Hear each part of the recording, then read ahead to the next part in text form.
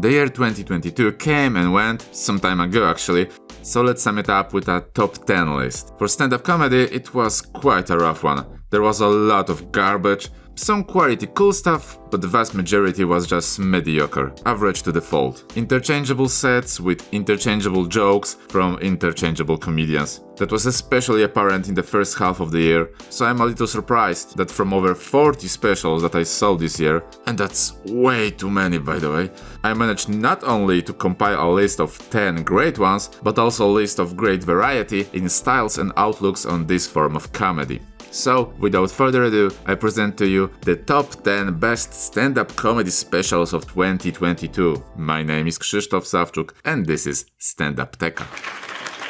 You know the 7, don't you? Who are these people? The world is like a ride. Oh, it's brutal!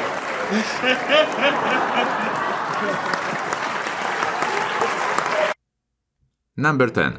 Team Minchin back. Spot number 10 on my list is often reserved for wildcards and curveballs that not necessarily are in the line with the general criteria for a great stand-up comedy special. And that's exactly the case with Tim and his back or back life. Because it's more like a concerto, if you will, than a stand-up. We have a band that plays with Tim, we have a greater focus on songs, pure talking takes here maybe half an hour, and the runtime of a whole show is over 2 hours. Also, as the subtitle suggests, we have here new songs, old songs, and fuck you songs, so large portions of this set were released on different Team specials in the past. But this comeback after so many years is just so satisfying and fulfilling. If you're a Team's fan, I don't even have to convince you to give back a watch, but if you have just heard of him, that special is a great place to start. Just be prepared that it's not the funniest shit ever. There are more serious moments, more nostalgic ones, but that doesn't mean that there will be no jokes. Hell, the best Holocaust joke this year is right in this set. And I watched the whole thing with a big smile on my face, and probably I would enjoy the next 2 hours. I just loved him. He's like comfort food to me. Maybe it's not the best dish in the world, maybe you ate it many times already, but with every bite it tastes like home. Number 9. Danny Jolles, You Choose. Danny came back with another special with a thing. This time the thing is much more prevalent than on last year's 6 parts. So, we got 2 perspectives on every topic that Danny tackled. Often absolutely opposite perspectives. And I know that he's like flexing his comedy muscle at us, proving that he can write great jokes from any given side, but he did just that. A lot of great material is packed here. There will be something about high school, about friends that are getting married, about conspiracy theories, and my favorite, where the whole concept shines the brightest, the bit about the Beauty and the Beast. Unfortunately, that approach means that we will never know what Danny really thinks. It's more difficult to identify with him, to get to know him, what I always value in stand-up comedy. But the sheer quality of material makes up for it. But from, let's say, logistics side of things, it's a mess. I know that it will be difficult to realize that concept in a different way, I don't know, maybe something in the vein of Neal Brennan's 3 mics, but this clicking stuff on YouTube always sucked and will always suck. And that knocks You Choose down a few pegs, but nobody should have any doubt that Danny is a great comedian. Give him a normal Netflix special or something. Number 8. Neal Brennan, Blocks. Speak of the devil, Neal. I have some issues with Neal.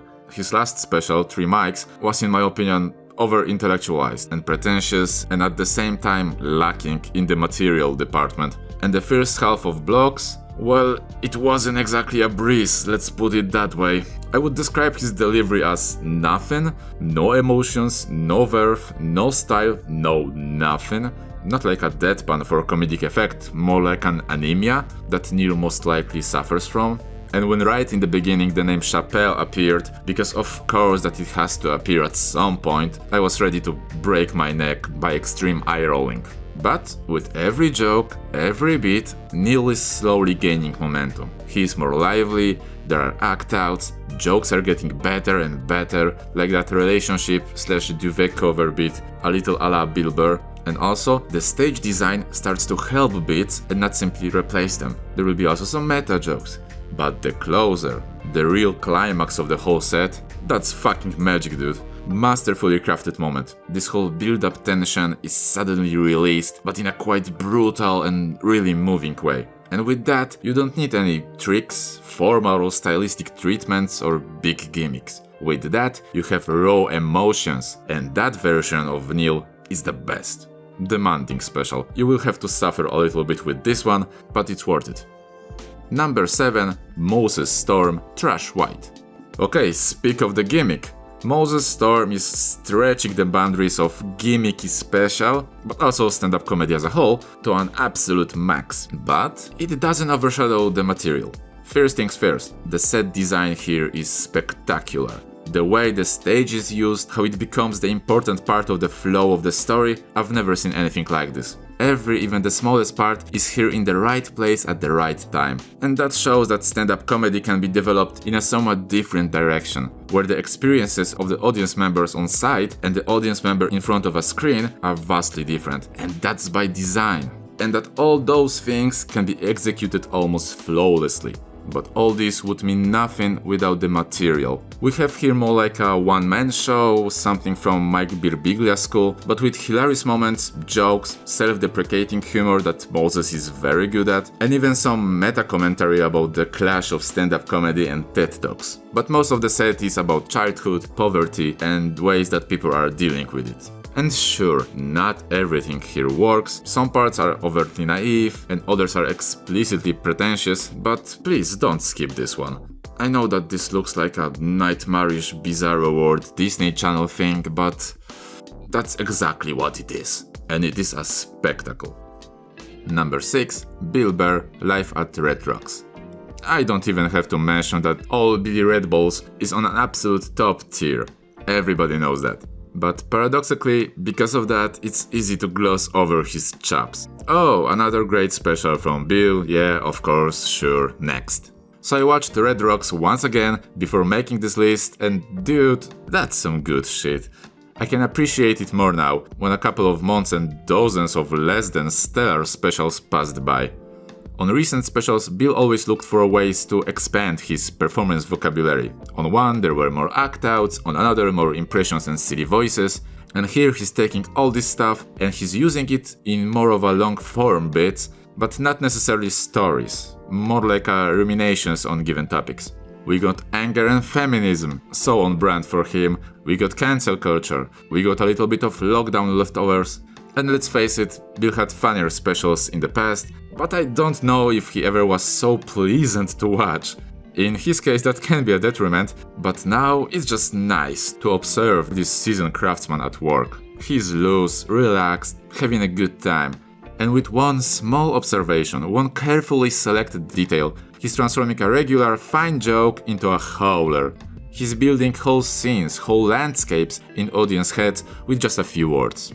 And the whole closing part, boy, old school Bill Burr beat in all its glory. It's easy to forget how good he actually is. Number 5. Sam Morril, Same Time Tomorrow. I don't have too much to say about this special, besides that you will find here the best crafted jokes this year. Or maybe even ever. Seriously, it's almost frightening how well Sam constructs those little diamonds. For half a time I was watching this with my jaw hanging open in awe and disbelief. And they are my kind of jokes. Gross, sacrilegious and dark. So I don't really know why Sam isn't higher on this list. Maybe because of somewhat monotone delivery. Maybe it's the lack of some personal touch that has, for example, Mark Normand, who I prefer. Or maybe that's the case cause even the greatest, highest quality steak prepared perfectly can bore you when you eat it all the time. Cause here, great quality and perfect preparation is always the name of the game. And for that, I bow to you with great respect, Mr. Morril. Number 4. Ari Shaffir Jew. And this is a great example of a special that is both hilarious and interesting. Not one or another. Not if you are not funny, at least be interesting, but both at the same time. Ari delivers by far his best material here and shows off his chops in storytelling and joke writing alike. And you would think that on religious topics everything was already set, but Ari knows his stuff. He knows what he talks about as an ex-Orthodox Jew that still has ties to this faith through family and culture as a whole. And exactly that, knowledge, pushed this special over the line and into the top 5 category. Because without those interesting elements, an hour and a half could be a little bit much, but here there is no place for boredom. And this stage design, I'm equally entranced by its beauty and concerned about fire hazard. You can really feel that you are watching something exceptional and rare, something, I dare to say, special. And that's exactly what a stand-up special should be. A crowning achievement of a comedian's career thus far in beautiful packaging. Bravo, Ari! Never stop butt-fucking. The last 3 places could be switched up in any way and still make sense, because there are 3 completely different approaches to stand-up comedy, but all of them are equally great. Number 3, Stavros Halkias, Live at the Lodge Room. And now a special that salvaged the first half of the year for me. And to be honest, I didn't expect much. I wasn't familiar with Stavi's work, but I always liked gross comedy and gross fat sauce especially. So I dived headfirst into this and it was marvelous. This is good old stand-up comedy. Lots of gross stuff, even more great jokes, cute faces, great crowd work, which, as it turns out, it's natural habitat for Stavi, and can you believe it? He didn't destroy anybody, he didn't crush audience members, he just had a great time with those interactions. They were lighthearted and really fun. Topic-wise, we have Greek guy on stage, so family stuff is a must, and we're talking big family, with clashes between generations. We have technology and ways it has changed our lives, and of course there will be lots of dick jokes. Fuck yeah, dude. Good old stand-up comedy. I love that shit. And the whole special was produced by Stavros and it is available on YouTube for free, so go and watch it right now. Refreshing, funny as hell, all around good time. Highly recommended. Number 2, Jerrod, Carmichael, Rothaniel. I tend to complain about stand-up comedy that is all about some sappy or touching story. Somebody had a sad childhood, or some trauma, there was violence, or illness, or coming out, or you know what I mean. There were a lot of that kind of specials in recent years. I normally prefer jokes and goofy stuff. But as it turns out, stand-up about serious personal stuff has something in common with musical comedy. That shit is really difficult to pull off, but some people try. And more often than not, it's mediocre at best, with tons of shitty, unfunny quasi-TED Talks that nobody asked for. But there are very few that make real art of it, and Jerrod is one of them. Maybe because he keeps the balance between jokes and truths, especially in the first half, and those are really solid jokes. Maybe because there will be no pomposity and explaining why this is so important and so brave. Instead, we have a really casual, loose, almost chill atmosphere, and the audience is responding accordingly. They're asking questions, interactions are very natural and well integrated into the flow of the show. Can you imagine the audience member asking questions that are addressed in a calm and insightful manner during, let's say, Nanette? No fucking way. Maybe all this works so great because the whole show is only about 45 minutes and you don't have the opportunity to get tired. Or maybe it's so good just because Carmichael is so damn good. Fantastic special. You will laugh, you will cry, and you will admire cinematography, because once again we have Bob Burnham behind the camera. Don't miss that one, it's on HBO Max. Okay, and now let's do a rapid fire run through things that didn't make the list this year.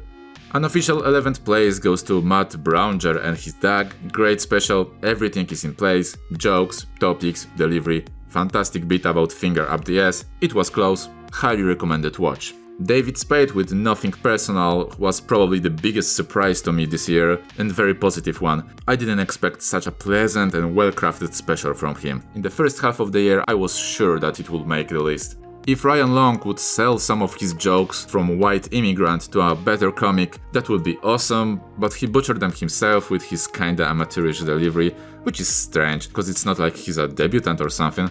Ricky Gervais is still Ricky Gervais on Supernature, either you buy the whole package or you don't. A little too often he chooses the simplest routes and the lowest hanging fruit, but on the execution side, he's still one of the best. Ali Siddiq stands out from the crowd of interchangeable comics on The Domino Effect, only he could have written this material. Masterpiece of storytelling, but with too few good punchlines. Kyle Kinane's Trampoline in a Ditch is very good, and I watched it with pleasure, but I've heard this material on his album a few years back. And visual side, one camera for over an hour, come on, not on this level. John Doe works better in clips than in Human Woman, but there are some amazing jokes here, like those about balding and gaslighting. An award for the best opening line this year goes to Robert Kelly for "Do you remember AIDS?" from Killbox. Lots of great gross stand-up comedy here, unfortunately also long stretches of meh material that doesn't go anywhere, very uneven, choppy special. Dion Cole took us on the journey to Def Jam 92 on Charlene's Boy. I don't remember when the last time I saw so old school special in the vein of niggas be doing shit. Somebody less charismatic or with a worse delivery would fuck it up, but Dion is the real cool cat and he simply delivers. Eddie Izzard is spitting the greatest number of words in any special ever on Wunderbar, and in a couple of languages too. Unfortunately, he buries great jokes under them and exhausts you in the process. And if Daniel Sloss would take the last bit of Socio and build the whole special around it, that would be fire. But that's not the case, and we have to sit through like 40 minutes of meh material and wait for the goodies that he serves at the end. By the way, I like he slowly morphs into Izzard. Some mannerisms are almost identical. It sucks that from Dawn Wong from Ali Wong, I remember only that she repeated like 8 times that she is rich and successful. Baby Cobra and Hard Knock Wife were much better in my opinion. Joe List still didn't become my favorite comedian on this year's material. I don't know, the jokes are great, but the delivery is just not there for me. As soon as he acts out something, it becomes better. Very funny, unfunny guy. From less known names, you should check out Sean McLaughlin, Hail Mary and Anthony DeVito, Brain Noise. These guys need a little bit more time to get to this next level, but they are getting there. I need to take some more time to talk about Andrew Schulz and his Infamous, cause it's kinda infuriating. This is comedy for those that like standing up and shouting during the show, or those that just love to clap after every joke. Andrew is kinda like modern Andrew Dice Clay in that regard. Only the jokes suck ass, and punchlines are telegraphed and can be seen from miles away. But this audience does not anticipate them because it is too dumb. Yeah, this is comedy for stupid people. Add to that Andrew's fake laughter after almost every joke, and the fact that in every fucking story he must be a hero, he's always right, he's the cool one, sprinkle a little bit of yelling on top of that, and we have a real turd of a special. Yeah, fuck that guy. But the fact that he sold his special to his fans, then put it on YouTube, and on top of regular ads spliced additional commercial breaks that were supposed to blend into material, fuck him twofold. Why don't you let me fix you some of this new Mococo drink? All natural cocoa beans from the upper slopes of Mountain Nicaragua, no And that's just really sad. What kind of dystopic shit is that? Truly horrific. Let's move on to something actually good. Number 1. Stewart Lee Snowflake. I can't think of a better description than that he's in a league of his own. Stew's specials can really be compared only to his other specials. He's like his own genre.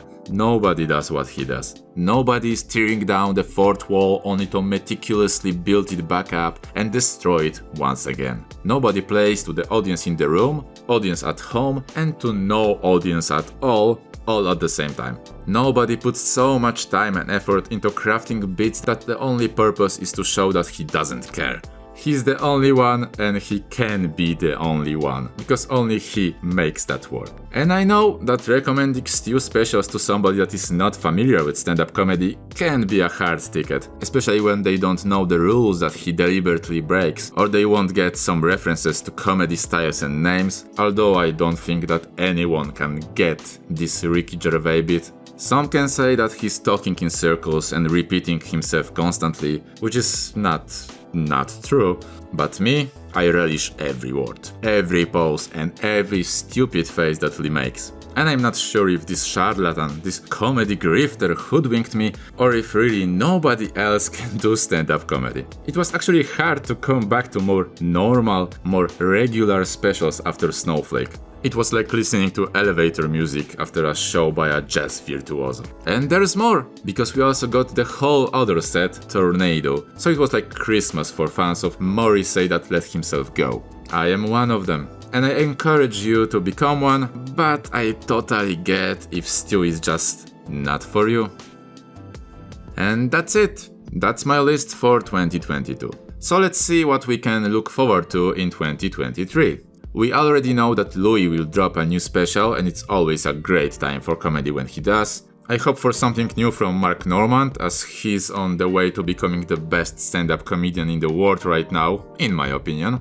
John Mulaney is on tour, I think, so maybe something from him will come out this year. Same goes for Chris Rock. Maybe an hour from Dusty Slay? He's great, we're having a good time.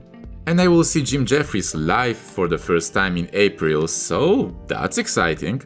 So yeah, let me know in the comments what were your favorite specials this year and what you are looking forward to in 2023. Thank you for your time, take care, stay sexy, go fuck yourself. My name is Krzysztof Sawczuk and this was Stand Up Teka.